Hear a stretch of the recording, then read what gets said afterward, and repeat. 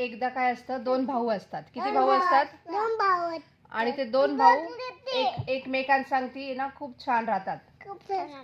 अजिबात भांडत नाही, खूप प्रेम करतात. आणि त्या दोघा भावांच्या शेजारी ना एक ना बाबा राहतो. त्या बाबाला चालता येत नाही, आजारी असतो, खूप झोपूनच असतो. आणि मग काय त्याला कुठेच जाता येत नाही. एकदा ह्या दोन भावांच्या गावामध्ये देवबाप्पा येतो. मग हे दोन भाऊ म्हणतात, आपण आहे ना या बाबाला देवबाप्पाकडे घेऊन जाऊ. म्हणजे देवबाप्पा काय करेल, त्याला बरं करणार. देवबाप्पा आपल्याला पण बरं करतो ना आजारी असल्यावर, है की नाही? हा देवबाप्पा बरं करतो, हो की नाही? मग हे दोघं भाऊ काय म्हणतात, आपण या बाबाला घेऊन जाऊ. पण त्या बाबाला चालता येत नाही. मग ते काय करतात माहिती का, त्यांना आहे ना त्यांच्या गाडीत बसवतात. त्या बाबाला असं धरून घेतात, गाडीत बसवतात. आणि जिकडे देवबाप्पा आलाय ना तिथे आपली गाडी घेऊन जातात.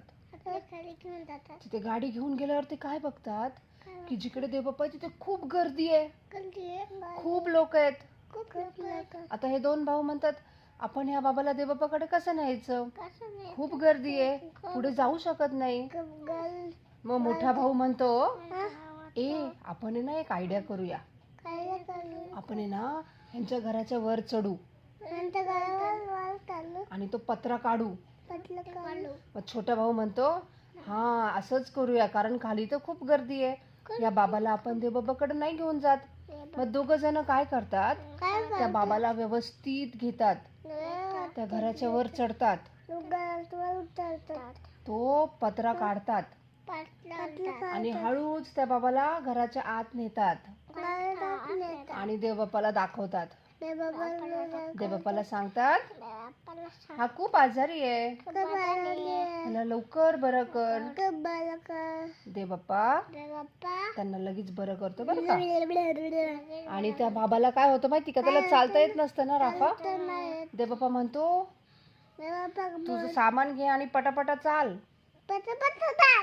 आणि देवबाप्पा बोलला ना, हा आजारी माणूस आहे ना बबी, माझ्याकडे बघ, तो आजारी माणूस असतो ना तो बरा होतो आणि चालायला लागतो. मग हे दोघं भाऊ खूप खुश होतात, एकदम हॅपी होतात. का? कारण त्यांनी हेल्प केली बाबाची. आणि तो बाबा पण खुश होतो, त्याला चालायला येतं. आणि देवबाप्पा पण खुश होतो. इथं ऐक ना, देवबाप्पा पण खुश होतो. देवबाप्पा का खुश होतो राफा? देवबाप्पा का खुश होतो? कारण या दोघा भावांनी काय केलं असतं.